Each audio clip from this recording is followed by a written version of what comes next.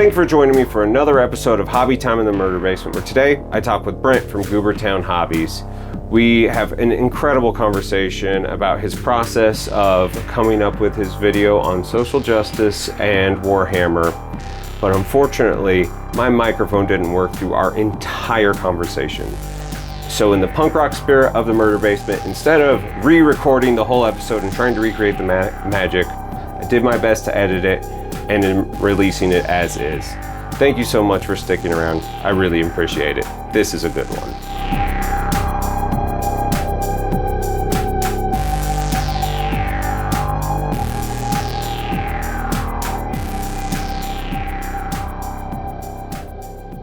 So today I am absolutely, it's hard to describe how excited I am to talk to Brent from Goobertown Hobbies. I have so many questions that I've been asked by my wife to ask him over the years of us watching his videos, and it just feels like I have the culmination of everything right now, but we also have very big topics to talk about. Brent, thank you so much for joining me in the Murder Basement tonight. I really appreciate it. I am happy to be here. Excellent, excellent. So you have been doing YouTube for a little over a year now? Yeah, we're getting closer to 2 years at this point. So I was doing it for 4 or 5 months before I had a video that kind of blew up, and so it depends when you want to start counting from, but yeah. And that was the how to strip minis one that blew up? No, that was actually my very first video that I posted, the how to strip minis. And so it was kind of a sleeper hit that came later. And so, when you first start posting videos on YouTube doesn't know if you're, a teenager complaining that they missed their driver's lesson or something. Like, at first, YouTube does not give you the benefit of the doubt in terms of showing your videos to anyone. And that kind of creeps up over time if you're promoting your stuff and eventually people start watching, and then maybe you get a hit or two, and then YouTube will start to show all your stuff more often. And sometimes one of your older videos actually will come up. So when I started my YouTube channel, I was trying to think, okay, how do I make videos that are valuable, that people are going to want to watch, that maybe hasn't been out there? And so the first video I made was, what's the best paint stripper to use on plastic minis? Which is something that people have argued about for generations. And so I just, wanted to do a scientific test on that. And, I did it right. I didn't film it right because I didn't know what I was doing, but I did the experiment right. And, got a whole bunch of different paints, a whole bunch of different household cleaners and some time lapses. And we figured that out and posted that. And, weeks later it had 50 views or something, which is how it starts. Yeah. And so that was actually my first video. I wanted to do this YouTube thing right and make good videos from the start. But of course, anyone watching that now, you see that my on-camera presence is a little bit different. The aspect ratio is wrong on a lot of the shots. I didn't understand what white balance was or really anything. But yeah, I'm proud of that video. I worked hard on that video. But that was not the hit that started the channel. The real hit was the paint 100 goblins all at once batch painting. That was the one that kicked it off, yeah. That's a really good one, and it has made me realize that I never want to paint that much yellow ever in my entire life. Right there, I watched you do it, and I was like, God damn, that's a lot of work. Oh no, with an airbrush, yellow is not so bad.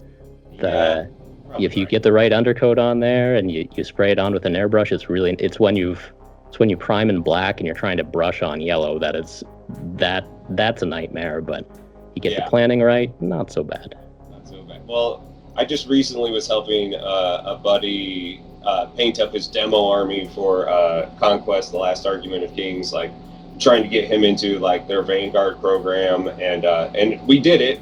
We achieved our goal, but he painted up his opposing force in purple. I was like, well, if you're doing a purple force on one side, should do yellow on the other, and that way you have like that cool like color dynamic going on. And we regretted like having to paint over all the tones that we did, and even with the airbrush to start, it was just like it was just like a 7-hour paint period that like he, after getting home, he's like, I'm painting these blue. I'm painting these blue. Yeah, blue and purple works too. Yeah. And Heath, I'm gonna stop you for 10 seconds. I'm letting this cat in the door, and then it's gonna stop scratching at us here. Yeah. All right. You think about what we're talking about next. I got you.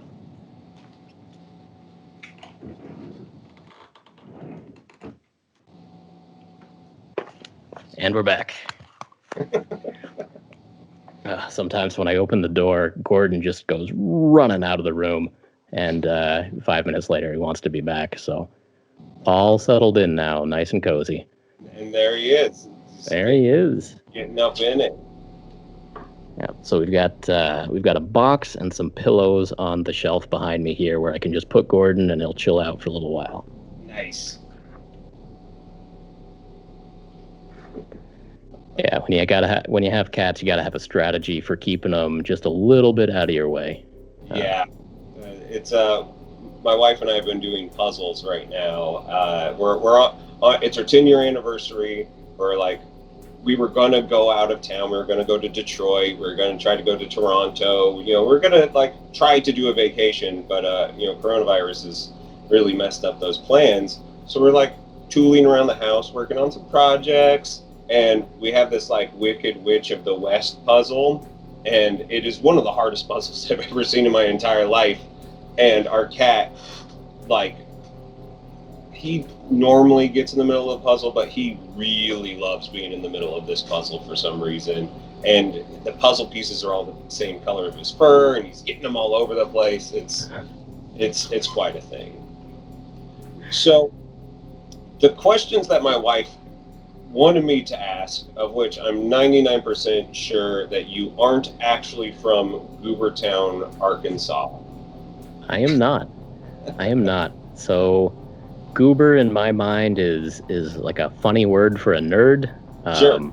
Yeah, and like an affable nerd, like harmless, you like them, but they kind of stare at their shoes a lot and just kind of shuffle around.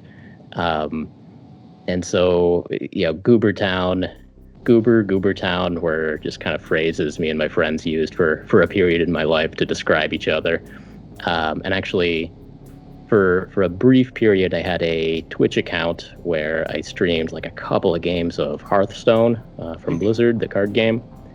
And of course, it was Goobertown, and me and my friend were both standing on cameras we did 5 streams total, and essentially we were playing a game of Hearthstone where we were playing against somebody we found on the internet, and it was just the two of us. One person had the mouse and the other person was yelling at the other person what to do with the mouse, and which actually Ben and I love that, playing Hearthstone it's a team against somebody on the internet. Sure. Maybe having some drinks, and so we're starting to misclick and stuff, and we're just having arguments. That's something we'll actually work out, and as a team, we could do pretty well, actually. We got pretty far in arena runs and stuff. But anyway, very, very early on, Goobertown was one of the online handles that I used. And it's a pretty good name for a YouTube channel. I'm aware now that there's a town in Arkansas called Goobertown, Arkansas. I assume that means they raise or used to raise peanuts there, I assume. Because it's also, funny word for a peanut. That's the other thing a goober means, but it was probably soy there. It's definitely a legume-based economy there. So you're in the right zone, I'm sure. Yeah. The other question that she always asked is, did you paint those paintings behind you? I did. So right now there are 2 paintings of cats behind me. They are acrylic on canvas. They're just very, very crude portraits of each of my cats. And when I was setting up this little studio, there's a couple of shelves behind me here, and there's also some blank wall space. It's a question of, well, what do you want, kind of for the talking head bits on a YouTube channel, what do you want the framing to be? And so, on either side of my head, I have paint racks. And then there in the middle, there's, a couple of feet you got to fill up with something, or you could leave blank wall. The wall's not the best color in the world, so wanted, actually the original idea was to kind of have a floating collection of paintings to put up there. It was a day where Michael's craft store was having a really good deal, buy one, get two free on blank canvases. So Sure. Got a pile of those. They've two of those fit perfectly in that space. And in some of my older videos, I actually I had like a Halloween themed one. I had a couple of others very early on, but then just whipped up two quick pictures of cats, and I haven't bothered to change them for a while. So that's the look. They're so endearing, and there's something about your videos that I have always appreciated, and it's it was like I would go from one end where I'd watch Next Level Painting, and it was just hitting you up on the best day of the week, and my wife was like, who is this macho man? And then it was like Miniac and his Paint More Mini Scream, and then you were this this PBS special in the middle of it that was amazing. It felt like a lot of people call you the Bob Ross of the miniature world, which I don't think is really wrong. I would almost take a step further to say that you are like Mr. Rogers to our community. You are all accepting, all encompassing, and you talk about the way that you paint in a way that I'm not used to, miniature painters talk. You instantly talk about, I'm not the strongest painter. I am learning. I am doing these things. And there's something about coming along with you on that journey that, totally resonated with me early on, because I started really getting super serious about miniature painting pretty close to when you started going. So that's when I kicked it into high gear at that point. So I was consuming literally anything on the internet that was being made about miniatures at that point. Yeah, well, hey, thank you. That's mostly that's just my personality coming through, and the fact that I am absolutely very much still learning. And so, part of that's almost like a defense mechanism. Look, I know I'm not the best, but we're going to try this out and see what happens. But as it turns out, most of us are not the best, and most of us are learning. And so it does resonate with people, I think. So, so that works. But absolutely, when I was starting out, very conscious of Kenny from Next Level Painting, Scott from Miniac, very conscious of the fact that they are very good painters, making quite good videos. And here I am, I don't know what a white balance is. And so a lot of it was, how do I frame my stuff to be watchable? What am I possibly giving in my videos that these other guys aren't giving? And found a little niche there, and it's working out. So, and with making all these videos, I haven't had a lot of time to actually try to get better at painting, and so I'm progressing slower than most people probably, but I'm getting there. I'm getting there. If you watch a video now and a video from a year ago, the painting is better. I've seen some people make a lot more progress in a year, but hey, that's all right. We're all going to get there. Well, I think that you do your videos. You tackle things from a different way, and you are a chemist as your day job, right? So you tackle painting super scientifically, and I loved watching your expose on superglue. I watched your entire video on painting pigments, and my wife was like, "Are you really watching this?" And I was like, he's getting into the science of this. There's something to be said about how thorough you are with the way that you research a subject that I don't think anybody expects anybody to make gains. If you stayed at the paint spot that you are, for the rest of your life, I don't think anybody should, belittle or judge you for that.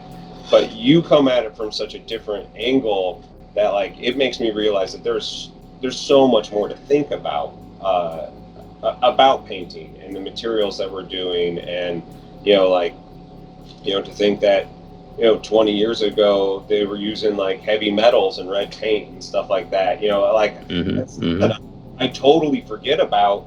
And in my day job as a picture framer, that should be stuff that I should be thinking about a lot more, like how toxic is what I'm handling on a day-to-day basis. And it just like goes right over my head. So like, right. I really appreciate those like deep dives into things that nobody else is going to do. I those are the ones that like stick with me like crazy. Right. And again, it's looking for a way to add value to the video, something that other people aren't doing, or I don't want to say can't do, but I am more equipped to look up, chemistry information than a lot of other people. Sure. And from kind of my previous career, writing an academic paper for, a chemistry journal or something, like you need to actually know what's going on. It needs to be researched. You need to be very sure of the statements you're making. And, actually to a point, it's been difficult for me to back off away from that a little bit. Like, when I was talking about the CA glue, the cyanoacrylate, there are several different types of cyanoacrylates with different like side groups on them. And like when I was doing the research, I was like, well, I got to talk about this one, and medical super glue is actually, it looks more like this, and like do it. And so I was getting real like so far into the weeds that you just have to back off and say, okay, nobody assembling a model cares this much. That somebody might be interested in the fact that I did go too far, but if you go so far beyond too far, so it's okay to back off like a little from where my previous training might have led me to go with that. But that is a type of video, the real science videos, what's in paint, what's in glue, what's in all of these putties and liquids and all that stuff. It's something that hasn't been done in that way on YouTube in our hobby before. Those videos often don't do quite as well as just painting 100 goblins, and so there have been reasons why I haven't done a lot more of them. Sure. But like, people have said like, hey, do a video on green stuff, and actually figuring out what I put in green stuff is a little tricky. I can be like 90% sure it's these two molecules, but then I get really hung up on what if it's not exactly that. Of course, most people do not care for the, for the point to get across. It does not matter if I'm getting, if I'm having the exact molecules, as long as it's like the right kind of reaction, the basic idea is right. But yeah, I have, I would have made more science videos, except I get hung up on those little things still. And also there's also this feeling like eventually you get addicted to getting views and stuff. And how much easier is it just to paint a funny goblin and get more views, So. And that's a really valid argument, and it's something that I have realized, I'm super new to YouTube because I never really wanted to do YouTube. I got kind of coerced into doing it because, like, I like Warhammer. It's a perfectly fine system. Age of Sigmar, I love the models, even though I've never played the game. But like I played a lot of 40K, love all that stuff. I started playing Conquest last year, and I just like straight up asked the company, I was like, how come you guys haven't put models in like, Maniacs, like you, Casey, like how come this isn't out there? And the community manager guy was like, well, why aren't you doing it? And I was like, well, that's a really, really good question. I don't know why I'm not doing it, but someone should be doing this. And then I started thinking about it. I was like, I have stuff, I can do it. I've been talking to Casey for a while, and he does all of that on his cell phone. I don't think people really understand he does all of that on his cell phone, and it's great. His videos are great, and I have always been really, really into how Casey sets up his videos. So like, I was like, okay, well, sure, okay, I'll do it. And so he sent me a model. I did my first video of, instantly I was just like, I hate this. This is so much harder than what I thought it was going to be. It's not just the hobby aspect of it. It's making sure that you have interesting footage and the right angle to see stuff, and then editing it together. And then you have to go through and that first one took me like 2 weeks to edit.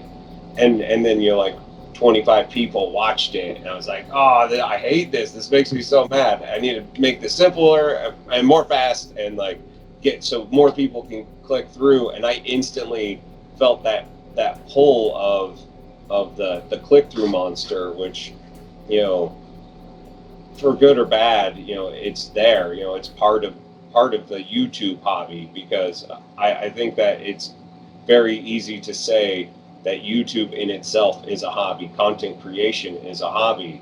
And that's why I like talking to content creators, because I like finding out their processes, because you've done deep dive scientific stuff. You've done things that take 30 days to do. You've done 24-hour streams. You do challenges with people. I am impressed at how spread out you are, but the content is always when I sit down and there's a Goobertown videos hobby, I know that it's going to be good. You bring the quality every single time. Yeah, I appreciate that. Yeah, I am always trying to do something new, and part of that is, my interest in the YouTube platform and trying to do something new to get interest. Do something bigger and different to get interest. I've certainly done the YouTube thing of doing silly challenges, like the 24-hour challenge. Why would you ever do that? That's silly. In the couple of videos where I've done it, I've tied it into Extra Life Charity, which is supposed to be a 24-hour gaming marathon thing. Sure. And so I did donate to Extra Life. I did nominally do the 24-hour challenge to participate in Extra Life, but the ended up being the real reason is because goofy challenges like that lead to a good title. You got your thumbnail with the big 24-hour countdown on it, and then people watch the video. And one more side effect is that I got more army painting done then than I've gotten done for the most of the rest of the year. But yeah. I think that that's just something that content creators need to have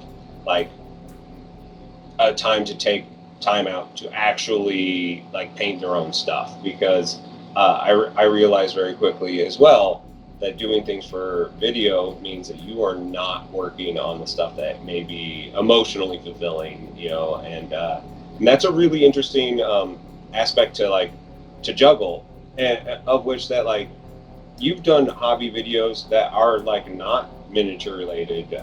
You've done finished furniture and stuff like that, which I really appreciate the sight into that as well, because you're a three-dimensional human being. Not everything's little pieces of plastic and demons. I love that, and I watched them all, and I'm sure that they didn't have the same sort of gravitas with all the rest of the miniature people, but I think that stuff was really cool.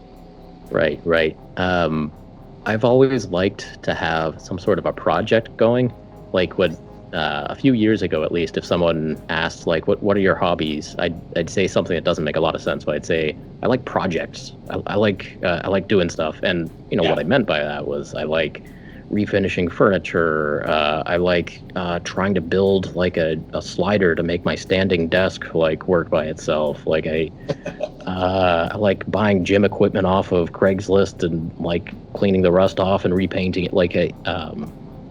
I've always had something going, and for a while I was maybe I should be taking pictures of this and posting on Reddit or something, the same drive that makes everybody post crap on Facebook or Instagram or whatever.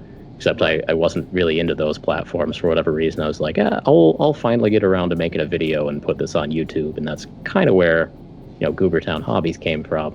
But the way I named the channel, Goobertown was just a funny word that I'd been associated with for a little while, but the second word, hobbies, was very intentionally not painting, not miniatures. It was very intentional, Goobertown, and then whatever I feel like doing, which obviously I've built it up on miniatures, but I did want to leave that room for today. We're taking a table out of the trash and we're going to refinish it, and I'll take a few pictures with minis on it at the end of the video. But yeah. Well, I'm with you, and if you notice, like, my show is Hobby Time in the Murder Basement, because I got hobbies here, and I've got hobbies here, and like I am very much the same way, and I know that I'm not going to always just be doing the one thing, and maybe these interviews will take me into places in different places down the road too, but like the obsession of miniatures is unlike any other hobby I've ever seen, except for maybe close-up card magicians.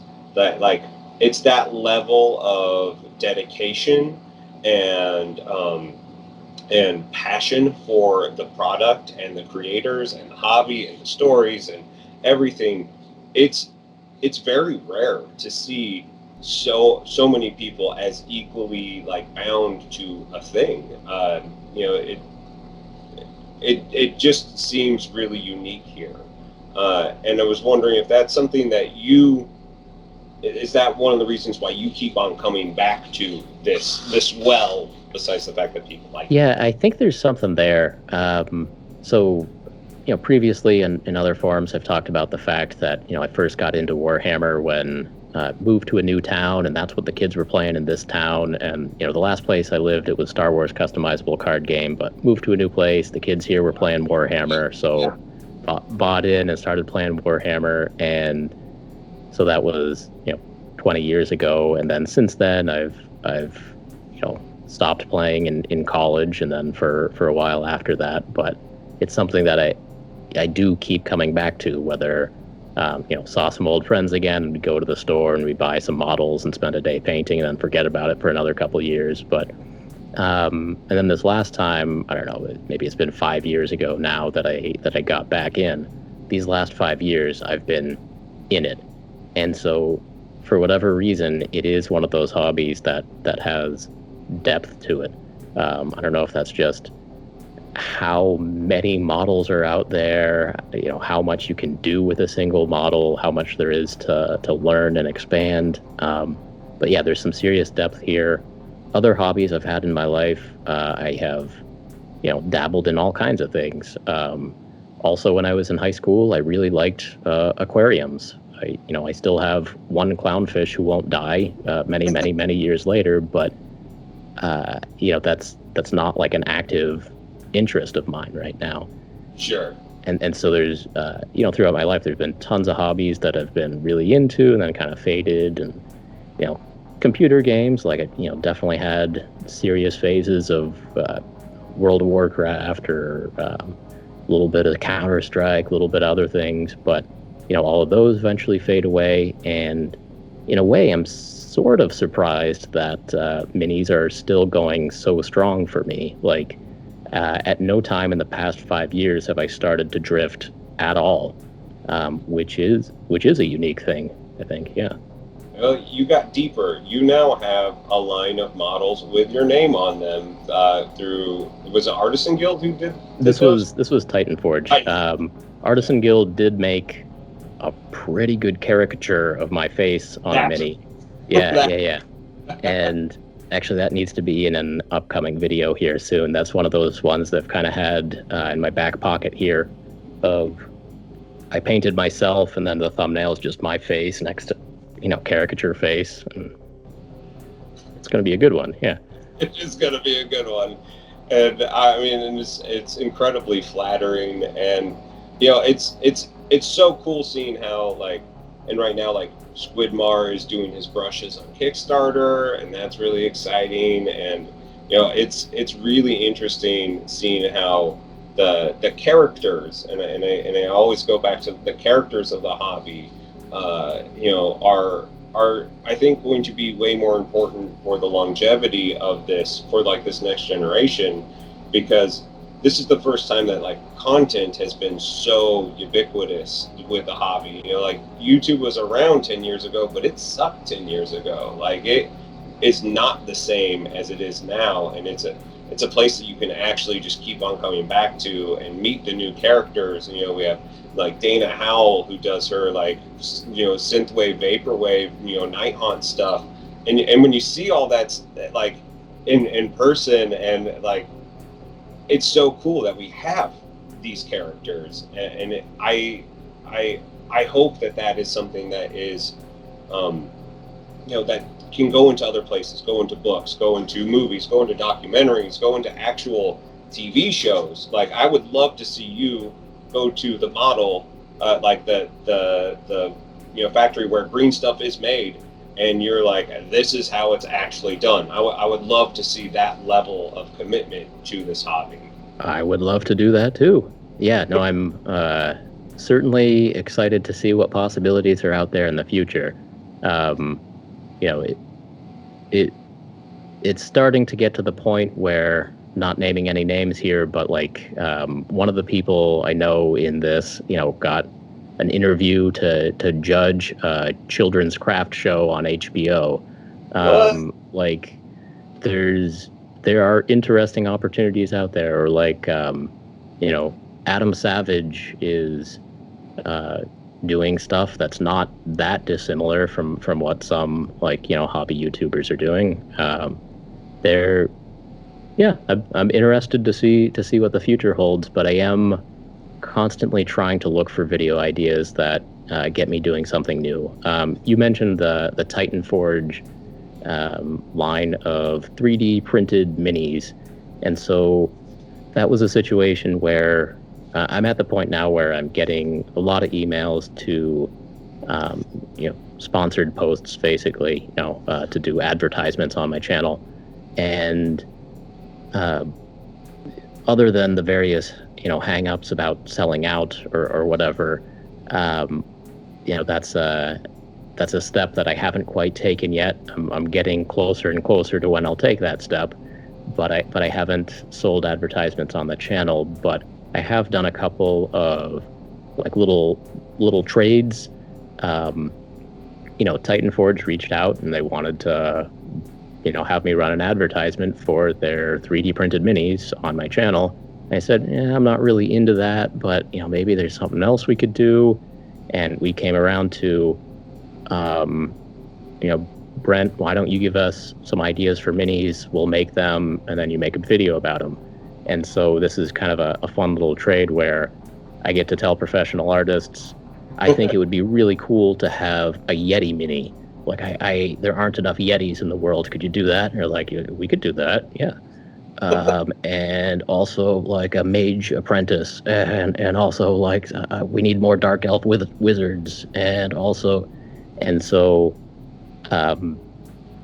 it was just an example of kind of having this platform allows for interesting experiences, in addition to the possibility to actually make a little bit of money off this going forward. So that's awesome. And I mean, like when Miniac did his Duchess, and you had yours, and now Squidmar's doing his busts, I'm like, there's some cool ideas coming out, and I think from people who are in the trenches, so to say, like we have very different like opinions on how things should be made.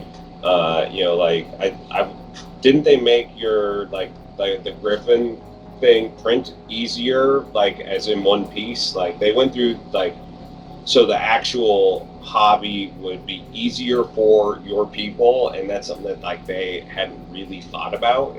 I could be getting that wrong, but the Griffin is still several pieces. But it's always good to have that back and forth with these companies. I mean, a lot of these companies are doing it because they love this stuff. Like a lot of the companies in the world of minis and mini painting, they're fans.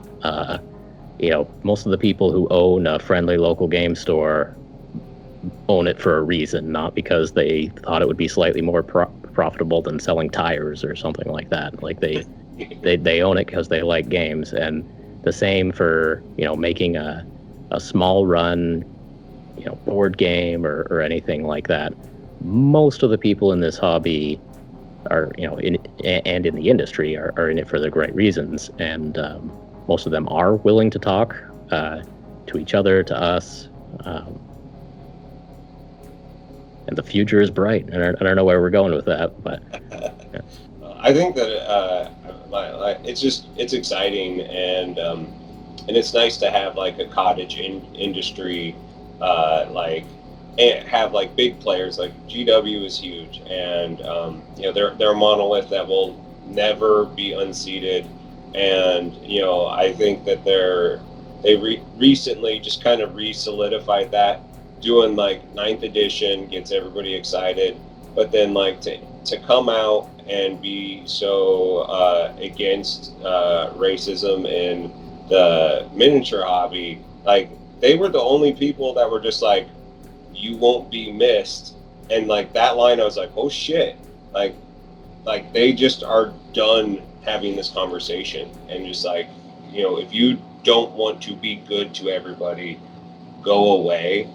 And that like, I got like really excited about the brand again, just because like finally a big voice in the room is just saying it. And like, while I totally like agreed with you, like it's a little scorched earth, like it doesn't leave a lot of room to like help people like work into not having racist tendencies. But like that was like an exciting moment seeing that.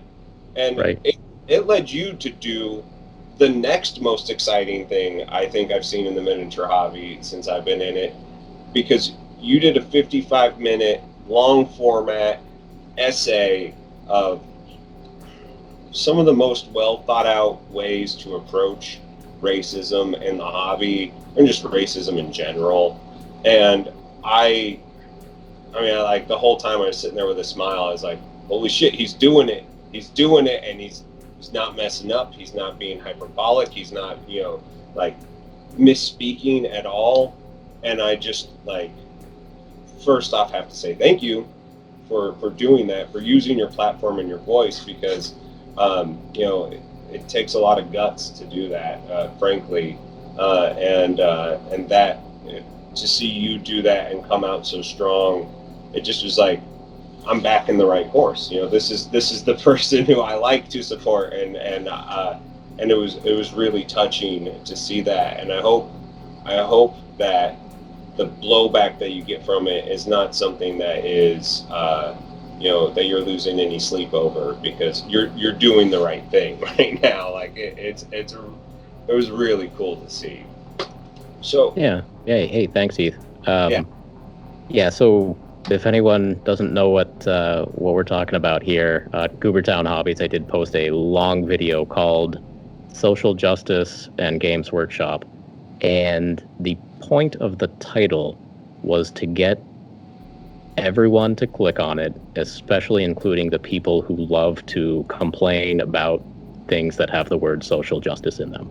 Right. And the design of kind of that essay that I laid out there was to start just super level-headed, devil's advocate on everything, hearing out both sides of why you might be for or against this statement from GW. And in the video I said, I don't really agree with the line, "You will not be missed." I think that's hard. I think that's going to get some real knee-jerk reactions. I think some people are going to have their knees jerked and then suddenly be on like the wrong side of bigotry is wrong. Right. Don't you tell me that bigotry is wrong. Like who are you to come into my hobby and tell me that bigotry is wrong? How dare you? I will show you. Right. And I mean, I don't know if none of this is funny or this is all funny, but there were a lot of people who saw that social media post who took offense and who said like, oh, so you're kicking me out of the hobby now? Like, wait, why did you come down on this side of we do not support bigotry, racism. We do support inclusion. We want everyone to be having fun. And then that after reading that last line, like, oh, so you're kicking me out? I guess I won't be buying anything anymore. And of course, we both know these people are not going anywhere. No. Like these people, whether they're fun to hang out with or not, like these people are not going anywhere. They're gonna keep on buying Space Marines and complaining about them. Yeah. Like. And I don't know, like it's such a weird thing because like in the Warhammer lore, so much of it is it's so fucked. like without mincing words, like it is not a bright future and it is horribly flawed. Like when you have an army of clones and then like. And in order to like bring black people into the game, you make it seem like there's a genetic defect in them. So then like in the game, they are substandard. Like that's such a hard thing to do in the lore and then also be, socially right. Like that, their lore already puts them in the wrong so often. And so, like, that's, I think, one of the reasons why I was so floored by it. Like, first off, I was like, wow, like, they totally flubbed the salamanders as far as, like, a great way to bring, African Americans into the hobby. And, like, Kenny from Next Level Painting has said, like, I'm not painting them like, like black-skinned people. I'm painting them African Americans. I'm getting custom heads for them so they can have different features, so it's not so Anglo looking. And I was just like, there just needs to be more of that in general. The whole idea of this, like, you made a fake world with all this like fake horrible stuff. You can make the fake horrible world more inclusive and not break the realism there. Like the idea that like the hobby has to be this one way is so weird. And you're right, like those people who are offended, they aren't going anywhere. Like they are entrenched. They are in it. This game is special to them as well, which will be really interesting seeing once game stores get back how that's all handled. But yeah, how has the reception been? Because like you have 1,000 thumbs down as far as I can see, but 8,000 thumbs up, which is really good. But it seems to be probably your most viewed video in such a short period of time. Yeah, it's slowing down now. But the first day it did a thing where it got 7,000 views in the first hour. Whoa. And that is, for anyone who's in this, that is insanity. Yeah, that is by far my most viewed video in the first hour. And you can look at the stats for how many people are clicking on it, and like the percentage of people who saw that on their home screen who clicked was so much higher than anything I've ever even seen before. You go to YouTube, you got your home screen there, you've got a dozen, and if you keep scrolling, a couple dozen different thumbnails on there, and which video you click on, YouTube records, okay, of the people who saw that thumbnail, this percent clicked on this one. And when that video launched, it was above 20%, which is a massive number. And again, it's a lot of those people who have come to the conclusion that they hate social justice warriors, therefore they hate social justice, therefore they hate a lot of things, they hate Games Workshop. And so you put a title, social justice and Games Workshop, you're going to get people to click. And so I did my best to, for the first 10 minutes, both sides, everything, devil's advocate, I'll tell you now, I think it's great that Games Workshop put that harsh line. If you are not okay with, being good to each other, regardless of how you were born, you will not be missed. Like I deep down, I'm glad that's there as like a tactical thing. We can have a discussion whether like that was the right way to convince people and to make actually make the community better over the long run. But when I read it, I was like, wow, yeah. Anyway, so I got a ton of people to click, tried to ease them into the video for the first 10 minutes, and then got more and more, I got into all kinds of topics, but ranging from, saying several times Black Lives Matter to saying the Civil War was about slavery, the Confederates were entirely in the wrong, their leaders were racist. Here's a quote from the Vice President of the Confederate States of America: the Confederate flag is not okay. Statues of men wearing the Confederate uniform are not okay. So I went places later in the video. Like I was not both sidesing anything later in the video, and some people definitely had some strong feelings on that. And like you said, it's 1,000 down votes, 8,000 up votes, which, I mean, you see the problems we're facing in society, but you also get that hope that, okay, like they're in the minority at least. Like we're probably heading in the right direction here. And I think, there were a couple, I read a lot of the comments, and it's insane, like watching that, because I think I started watching it like 10 minutes after it went live, and I was just like, oh, this is already like I can't keep up with the comments, because it just was like half the people were like, oh, it's Brent on a boat, like they hadn't even got into the meat of it yet, and I'm just like, oh, get ready for it. Yeah. Right? And so it's just so funny watching that, to like seeing people, and then like days later I've gone back and looked at it, and I've seen several people that have been like, I have actually changed my point of view on this statement, and because of your video. And I was like, thank you. That I was hoping I would actually start seeing that, because the last thing you want to see is, you put your neck out there like that, you hope that people are like getting into the spirit of the video, and like literally no one that needs to changes. Like, we can all pat each other on the back being on the right side of things, but a civil discourse with people who may not see eye to eye is really key of like uniting us as a nation again. And it's really hard right now to do that, because we just instantly want to go to fuck you, burn it down, you're fucking canceled, and we're out of here.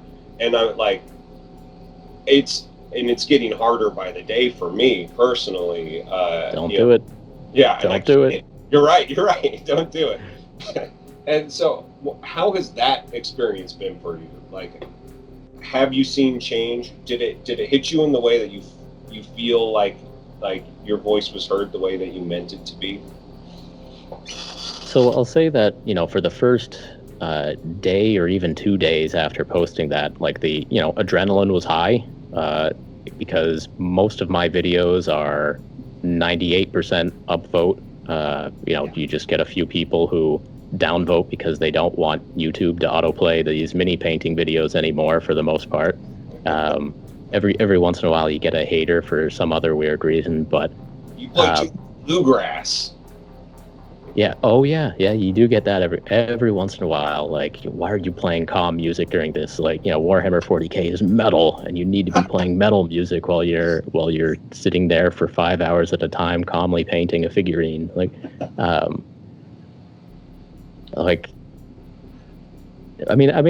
I understand that a ton of the mini painting community is really into metal, and that's cool, but it doesn't go with the act of sitting and painting a figure, at all. No, it doesn't. And the whole feel of the channel was just from finding some free music that I liked, and then the bluegrass, like the folk music, is like, I don't normally listen to folk music, but yeah, that really fits. But Yeah, so scrolling through those comments on that video, there were the deplorable comments that you'd expect. A lot of, you know, racism doesn't exist anymore, or there is no systemic racism, or you need to prove that there's systemic racism. And in the last day, I've just been linking a Wikipedia article to, institutional racism, but to which point they say, that's not an answer. It's like, well, if you don't read it, it's not an answer, but okay, great. But there's what you would expect. And so in some ways, like, adrenaline was high. Like, okay, how's this going to be received? In the first hour or so, I was definitely losing subscribers. In the first hour, I was down 30 or 40 subscribers or something like that. And it was kind of ticking down.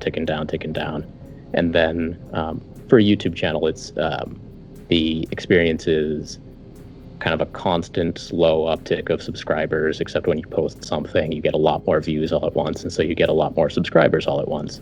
And so although at any point, people may be unsubscribing to your channel, it's the net effect is always that number slowly ticking up and up and up.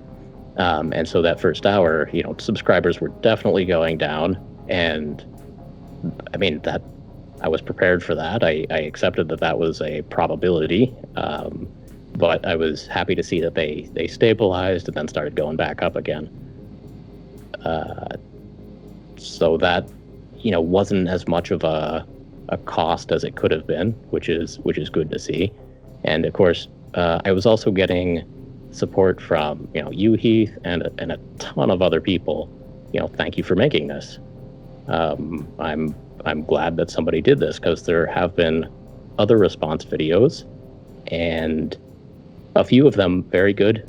Vince Venturella, at the start of a Warhammer Weekly, did a 4-minute, very short, care about each other, respect each other, think about others instead of yourself from time to time. So he did a very quick, very respectful acknowledgement of the times. And there have been a few other YouTubers that have had a response. There was, I'm trying to think, Lore Master of Zotek had a very honest, on camera talk to the camera for like a 40-minute, how he felt about this, and he was very happy that GW made the post, and he was, very emotional to the point where, I think the usefulness of the argument might have broke down a little bit. And so that's always a fine line. That's that line. And you somehow managed to stay super, super calm the entire time. How did you do it? Because you went there, and especially when you were doing the CSA quote, I was feeling my blood boil. And right. You admitted saying, this is even hard for me to say, and I think this comes into the strength of you are a teacher, Brent. You have the ability to break through because you didn't let the emotions rise. And I have no idea how you do it. And it might be the greatest strength of the entire video, because you can just sit there and listen, and by then you're like, that was perfectly rational, and if I was on the other side, I am not anymore. It was a clear line to me anyways when I saw it. Right. I mean, I think the actual words, if you are, on the other side of things, the actual words are going to make some people very angry. I did my best to wade into things slowly, or ease myself into things slowly. I read the definition for social justice twice before I said that was the definition for social justice that I just read. Let me read it one more time. Let me emphasize, social justice is a very good thing, and it's basically rephrasing the Bill of Rights. So, I did my best to ease people into listening to me, but eventually when I say the words I am glad social justice warriors are fighting for things that are good in this world, Some people, it doesn't matter how you say those words. Some people are going to start typing if they haven't been typing already. And yeah, I mean, that just is what it is. But yeah, when I make a video, I write out a full script first. And then when I'm recording, I use Audacity, and I will read a line as many times as I need to get it right. And then I'll go back and delete the bad takes and stitch it all into a single voiceover that sounds right. And actually, when I was reading, I did, only because like my audio got corrupted, I did read the Cornerstone, that segment from the Cornerstone speech 2 or 3 times. And so the time you heard was, I think, the 3rd time I had read that. And it's still hard to say anything about, the inferiority of the Negro person. Like, that is hard to say. Yeah. But, train yourself to just read the words on the page. Yeah. And I did. I was even thinking, like, in my voice, I'm saying these words. Somebody is going to have like a audio snippet of me saying these words. And so, immediately before and immediately after I read that, I said, quote, read it. And then immediately after, end quote. But, there's creative audio editing could still make me say something terrible now. But you could do that anyway if you cut apart my words and stitch them together. But yeah. I think if anybody's working that hard to take you down, no one's going to listen to them. And that, I think, again, to the strength of what you did, is that you are a voice of good in this hobby. And, that has been something for me that has been really nice, because in my adult life, I have really conservative clients that are, definitely very pro-Trump and are easily very racist, and it's just kind of part and parcel. But I've realized since I moved to St. Louis, and racism is just kind of out in the open here. They don't even really try to hide it, and it made me realize that, like, having a positive person being implanted here to help challenge the conversation with these people is a benefit. And where, like, out in Oregon, where I grew up, I wasn't getting any work done. It was like Oregon super red if you're not in Portland or Eugene. The good work is not being, like, if you're there, the good work is done. Anything outside is so far right that they are they're talking about seceding from the nation and stuff like that. It's you're never going to get any work done. But here, just south of the Mason-Dixon line, it's still real here. And I've framed flags from the CSA, like their like nation's flags, like huge, and I've framed their stocks and bonds. I've framed letters, and you're right, that stuff is super racist. And it's interesting as a historical evidence, like, as people who want to wear a Confederate flag Leonard Skinner t-shirt, or like Pantera. Like, I had Confederate flag stuff because Pantera had that stuff when I was young. Like, I now understand the historical relevance of these things, and I can look at them with an honest eye. And it's interesting how many people can't. They can't. The idea of Sweet Home Alabama versus there's a song about civil rights, even though they don't realize it's a song about civil rights. They can't marry the two and understand that racism is intrinsically linked to this heritage that they're holding on to. And it's so difficult. Like, I don't know how you get through to people like that who can't see the two. Right. I mean, changing a person's mind on anything is tricky. Yeah. Especially these days, especially if, they learned it, by example from their, parents and grandparents and everyone around them. Like, we are the product of our environment. Like, change is hard. Like, I get all that. But at the same time, like, that also means it's important for you to at least hear somebody say the Civil War was about slavery. It was entirely about slavery. Okay, fine. The Union fought for a couple of reasons, but the South fought for one reason, and it is awful. Yeah, man, framing a Confederate flag, that's... Not a Confederate flag. Oh. The CSA flag, not the Star Wars. We're talking like 13 colonies, like super early, like birth of the CSA stuff. Like should be in a museum, but is in what I'm hoping is just like a history buff. And that's what I tell myself. I'm like, well, maybe he's just a history buff, and that's what he's doing with it. But like, I don't know if that's always the case. And then I justify it with saying, well, the money's better spent with me, and I can put it to better things and support things that are, right. He's just going to find a racist framer to do it if you don't do it. Yeah.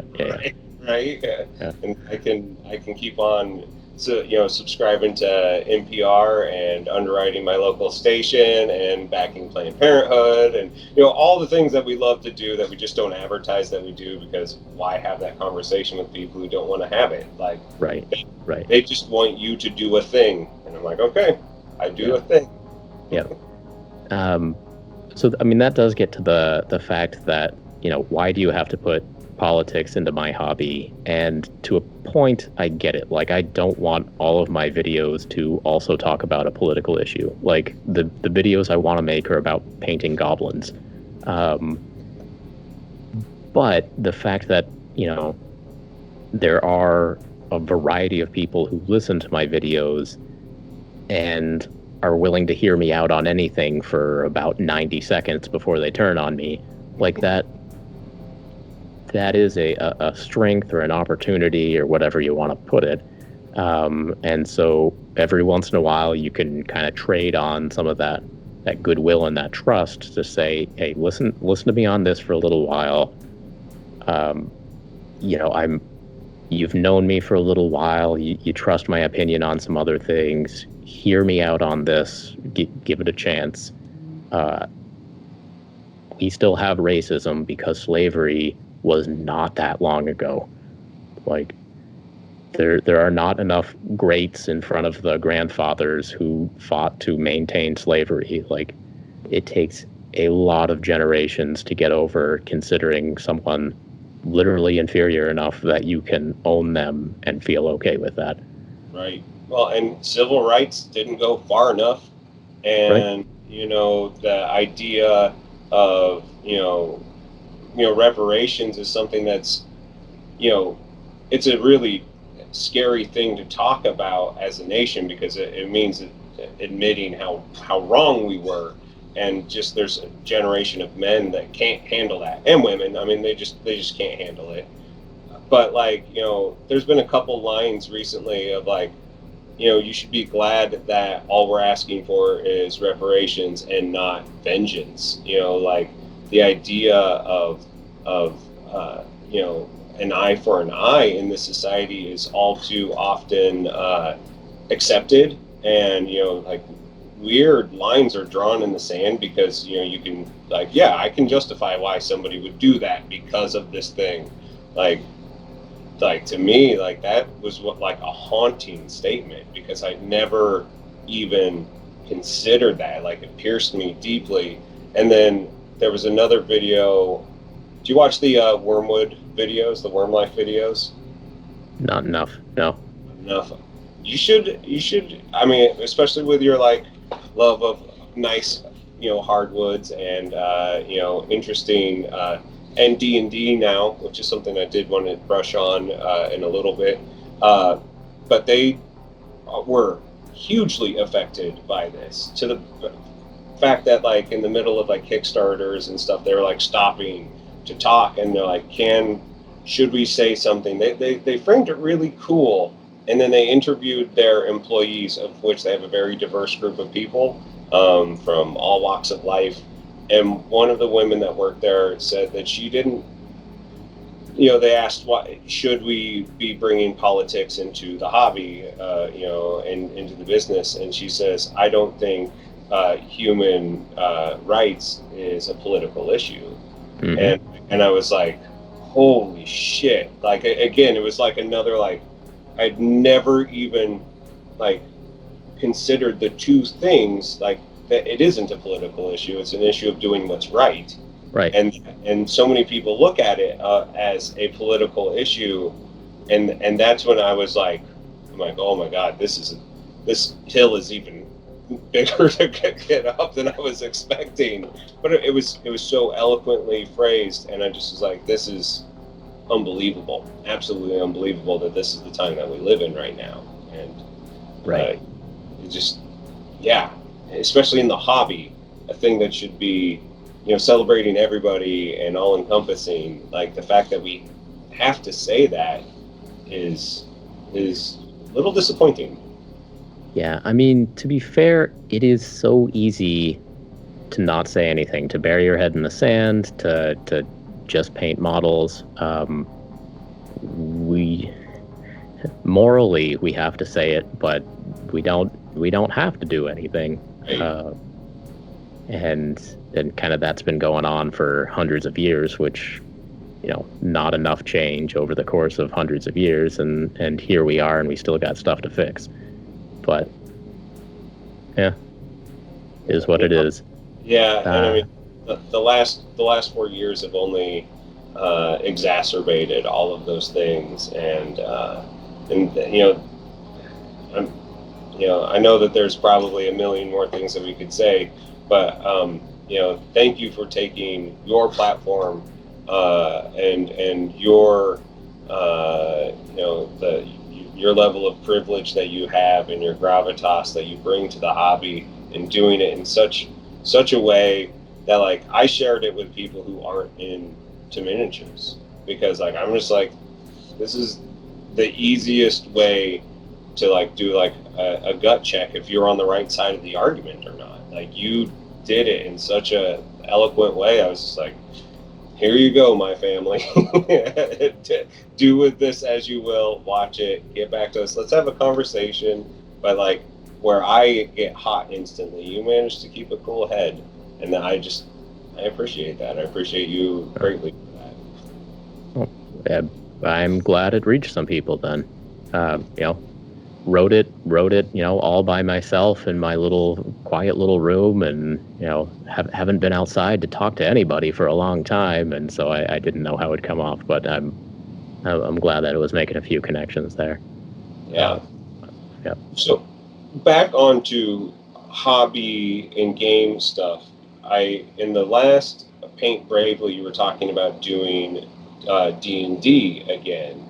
And I have recently started getting into D&D, and that, to me, is a really interesting part of the hobby. That some of my first experiences with the RPG groups were very not good. They were extremely homophobic and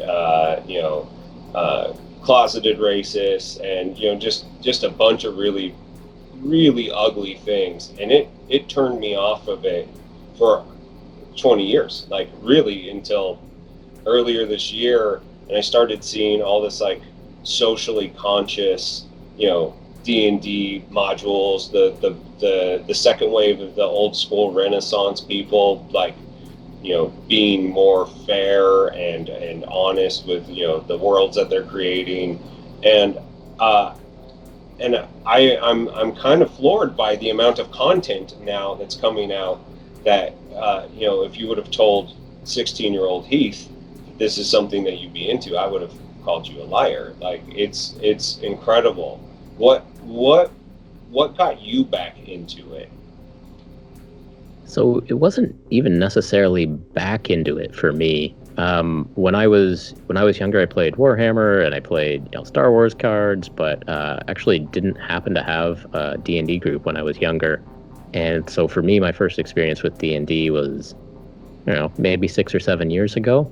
Mhm. And this was actually a bunch of friends at the gym actually started setting up a game, and we got into it and had fun for a little while, and the group broke down and got rearranged and stuff. And you were starting to talk about problematic D&D groups, and I actually thought you were going to talk about the kind of fun gossipy drama that pops up sometimes in a D&D group. But so my experience with D&D has been pretty much in the modern times, starting during the Obama presidency. And so my experience was actually that the overall group of people who play D&D is quite progressive. Mhm. So I've been to Gen Con a few times now, and the number of rainbow badges or ally badges that people are wearing around the con, there's a lot of them. I mean, it's and then there's the discussion about, should you have a kind of a questionnaire for your players before you start a game about which topics they're okay with, from just what's the overall movie rating of this game to if there's violence against a female character, is that going to be a major deal breaker here? Sure. Are there things that we should be aware of before we start this game? And I don't know. I mean, it depends how well you know the person. If it's a bunch of friends playing, you should know those answers already about the people you're playing with. But Right. I understand why it's important to think about, okay, we're going to go into a fantasy world here. We could do a whole bunch of stuff with this fantasy world.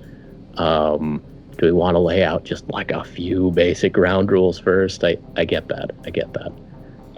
My buddy, he wanted me to get into it last year, and we were going to do it on Roll20, and so he wanted me to be the DM, of which I'm like, I've never done it before, and I felt really self-conscious and wanted to see a couple games before I just decided that I was going to run it.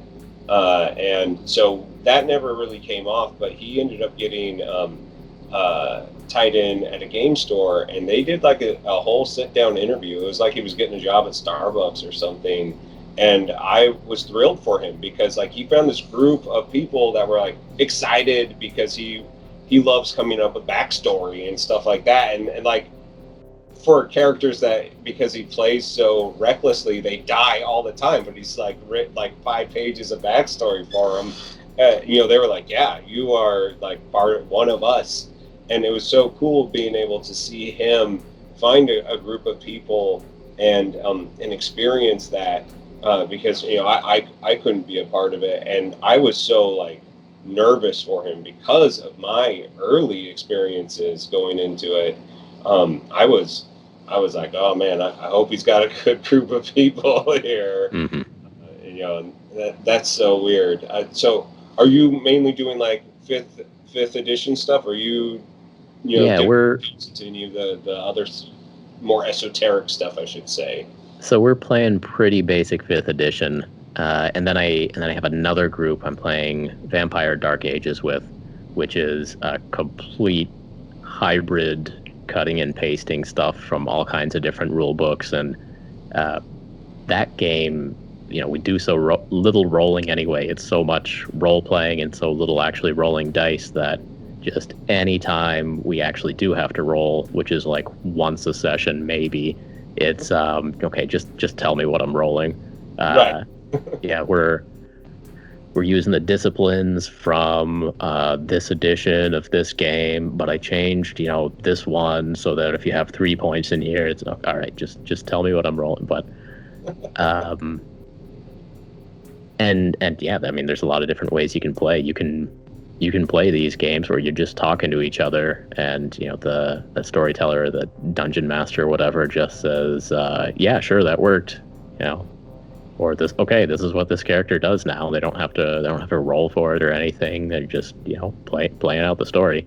Right. So how Vampire the Masquerade was actually the first RPG book that I bought, of which I never figured out how to play the game. I read the book. I was like, I don't understand this. There isn't a game here. but there's really good guidelines on how to make characters.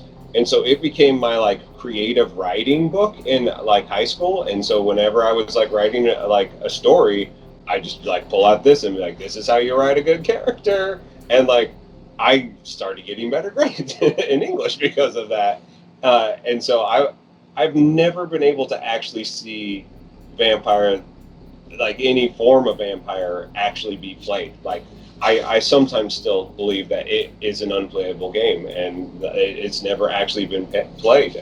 Sometimes We've been playing for a while now. We had been playing in person back when I lived in Madison, Wisconsin, and then everyone moved away, and then we started playing online. And so we kind of rebooted the game online after a year or two, but the overall has been going for 5 years or so.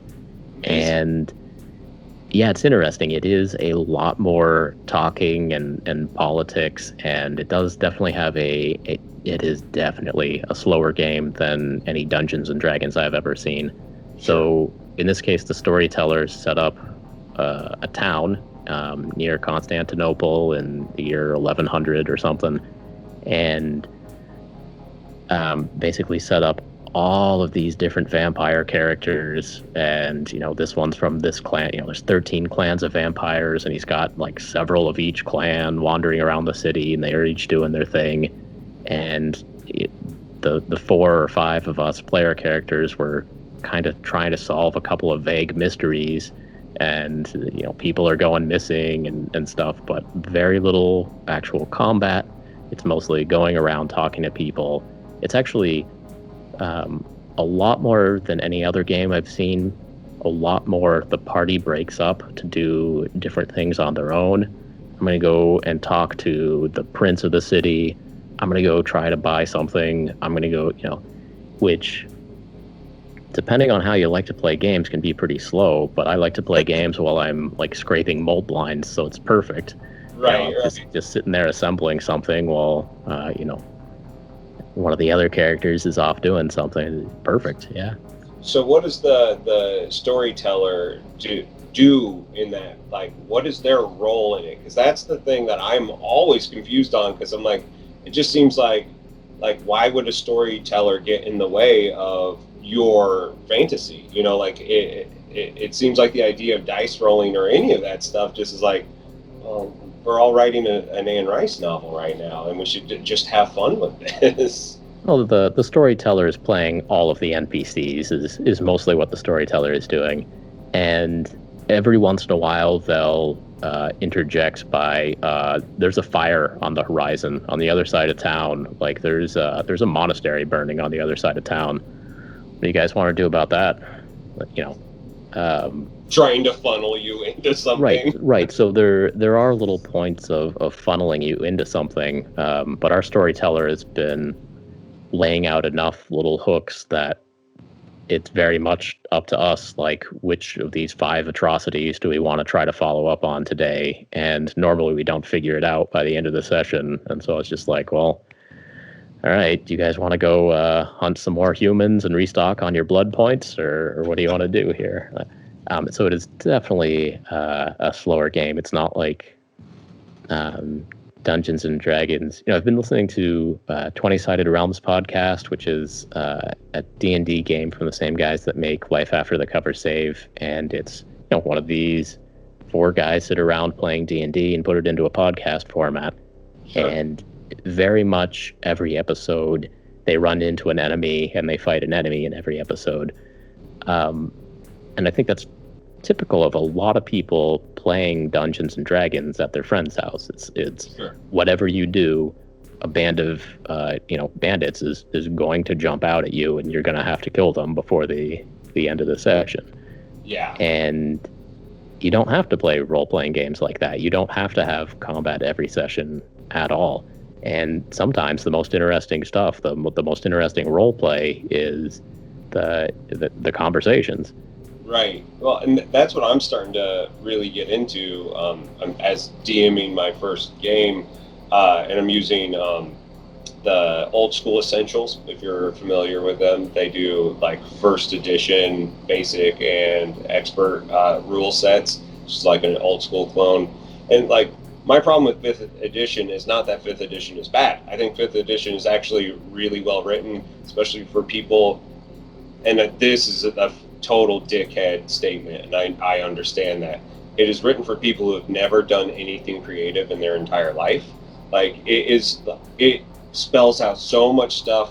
Like, the spell magic missile in the original books is like a cone of magic comes from your hand and does damage. And in the 5th edition book is a paragraph and a half about how the spell, like, and I'm just like, you don't need all the fluff. You just need the people to like get into what they're doing. And so when I sent this like basic PDF out to everybody, like, I have a group of people that are all musicians or artists or teachers, and they are like, they love the fact that they're making it up as they go along. Like, we have no idea what prismatic spray does in this game, except for like we use it all the time for things. And it's hilarious because I'm watching the players create this world, and they had an army of heretical gnomes chasing them, and instead of sitting around and fighting them because they're all like level 1 and they knew that they would die, they ran through a cave that was full of bats, and the rah rah rah of the army of gnomes like triggered the bats to fight them, and they just like heard a slaughter of gnomes going in the other room, and like they were like, that is dark. And I was like thrilled that like they're using more than just like a brute force mentality for an RPG, and that's when I was like, this is the RPG experience that I was hoping for, because I don't like the idea of like roll down a dungeon and kill literally everything in your way, unless if the game like does that really fast. Like Mork or whatever, the yellow handbook thing from Sweden is very much that. It's like a murder hobo game, but it's fast and it's built so you can just go and roll die, kill everything or die. It doesn't matter. Like, I was hoping that ingenuity and creativity would be a part of it, because then I'm not having to write it all. They are. And that is super exciting to see, and something I was not ready for, to be completely honest. Yeah, I mean, obviously a ton of different ways to play, and I've found the more that I've played, it is the creative stuff that you figure out to do that is the most fun. And so the character that I made recently, all of the spells are mage hand and telekinesis, and you make a smell here, or minor illusion, disguise. Like, I didn't even take magic missile or anything. I just, it's all just like sneaky stuff of like, in this situation, maybe I could, pick the goblin's nose, or, something stupid like that. And this group hasn't played enough games yet, but I'm really interested to see where that goes, of just being, entirely a support character. Yeah, I've got a crossbow, but most of what I'm doing is just like trying to find different ways to make the situation better or worse. We'll see, but I think that's really exciting. One of my buddies is playing a thief dwarf who, like, early on, like, scored a bunch of loot, and so he's paying everybody to do all the bad stuff in the game for him. Like, go over there and like check that thing. I want, like, so he doesn't have to be the one that gets hurt. And he's like just like throwing around money, and it's so funny because like it's so him in like real life. Like if he doesn't have to do it, he won't. It cracks me up, and I think that's really exciting that now like D&D is something that is so accessible and so socially acceptable now. Like, the fact that you're seeing more women play than like if you go to Miniature Market on Mondays pre-coronavirus, they would have their D&D nights, and it was like families and probably like 40% women in that room, and I was like thrilled to see it. It warmed my heart, that because you're just like, finally, like, we can all just be nerds together, and this is really special. Yeah, I think there is something special about Dungeons and Dragons and role-playing games. Like, I think a lot of people would enjoy playing them. A year or two back, I was on a boat as part of a crazy bachelor party with some guys, and we were just it's kind of at a dull point where we were all sobering up or coming over a hangover or something. We're just Right. sitting on the boat, and someone was talking about Brent being a nerd and like something D&D. I was like, actually, D&D would be like a perfect game for us to be playing right now. Like 6 guys just sitting around here doing nothing. Like if any of you guys actually knew the rules to D&D, that would be like the perfect thing to do right now. Oh yeah, what even is D&D? Like, okay, well, let me lay it out for you. We just got to a bridge. The 5 of us are traveling somewhere, and there is a troll on that bridge who says you need to pay a toll to cross. What do you do? And just anyone can see that situation and be like, like, could swim across the water, could attack the troll, could pay the troll, could bargain with the troll, try to trick the troll, like, and anybody can kind of get into that situation. It's not that different from watching a movie and like, oh, what's Bruce Willis gonna do next? Like he's got no shoes. Like how's he gonna get over that glass? Like. Well, and there's so many modern movies now that were just like a weekend's D&D adventure that like they just like wrote down the script and like, here it is. And because there's so many things that just like happen, and like there's so much more like character development happening in like modern, like even action films. Like I would venture to guess that even something like John Wick had its foot like solely into the realm of like like a fantasy D&D game that turned into like, I mean, the fact that you have like a world cabal going on with a gun fu movie, like right, the monster dodges a headshot, like, I don't know, right, yeah, no, absolutely. It's I think that it's really cool, and I'm hoping that I hope that these sort of games and things, to wrap everything back up, to put a nice little bow on it, like the time that we spend with our friends, with our strangers at the game shop, these are the points where we're actually making like first contact, and you can be a voice for good, and you can help shape someone else's perception of the world. And that there's the old adage that like if heaven and hell don't exist, hell is on earth, and we can make earth heaven if we work at it. And I'm finding that the human interaction stuff is where the most work gets done, and I wish right now, especially when we need it the most, we could be doing so much more with these people. I wish I could be at my game store after GW said you will not be missed, and I could be there to help these new people that may feel alienated back into the fold, and make sure that they aren't breeding resentment. It's a really interesting thing that we have, the power of game and community right now. It's very special.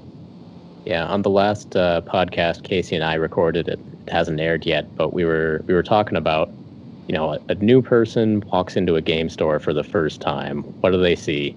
They say, 10, mostly white dudes, like looking at the games in front of them. They see some pretty games on the walls, but 9 of those nerds is going to keep looking at the game they're playing. But the difference of whether or not one of them looks up from the game, says hi to the person coming in the door, says, do you want to see what we're doing? What are you interested in? Do you want to see what we're doing? Like the difference between whether that one person does that or not is huge. And it is just as big a difference as if, none of the 10 nerds look up, but the new person in the store hears, a word that they shouldn't hear. If they hear a slur, we'll say, If they hear someone just using, casually using some homophobic slurs, like the difference between one, not hearing those homophobic slurs the first time you walk into a game store, which I don't think happens too often, but it definitely happens. Yeah. And I think in our community there are actually a lot of people who do look up from their game and say hi to the new person and welcome them in. But there can always be more, and we should just recognize how important that little action is, to welcome somebody in, say, you belong here. This is a great place to be, and yeah. One of the first nights that I did a Warhammer Escalation tournament, there was a kid there. His dad was in the tournament. He was just there hanging out because one of his friends from high school was going to play his huge Slanesh army. It's like 16-year-old boy just had like all of the cool shit, all painted, and he also brought like a Tyranid army that his friend could play, and so they were going to play together. And this kid walked up to me because I was also playing Slanesh, small, definitely like small for being his age, and he had a hat on that said "Gay AF," and I was just like, I want to give you the biggest hug right now, kid, because he walked up to me excited to meet a new player, to talk about the models, and it may have been like a little antagonistic with a hat like that, but I was like so heartwarmed that he could do that, and that his dad was standing right next to him, and just like, this guy, like he was just like, I love my son. He's crazy as hell, and everybody in the shop knew him, and it was like this like perfect moment of like community and like me being welcomed into this new group of people that like I was like, oh, the litmus test is done. Like, if this is cool, this, like I'm all right with these people. This works for me. Yeah. So I feel very optimistic, especially with people like you being in the hobby with me, and as I develop my voice for the community, I hope that I can follow your example and be a voice for good as well. So I really appreciate, from the simple to the complex videos to your stance on human rights. It's awesome. Thank you so much for being here. I really appreciate you. Hey, absolutely. Keep on doing what you do. Excellent. On that note, we should probably wrap it up because it is getting somewhat late. Definitely later for you. But Brent, thank you so much for joining me. Do you have anything coming up besides a new episode of Paint Bravely that we're all very excited to hear? Do you have anything on the horizon you want to promote or anything?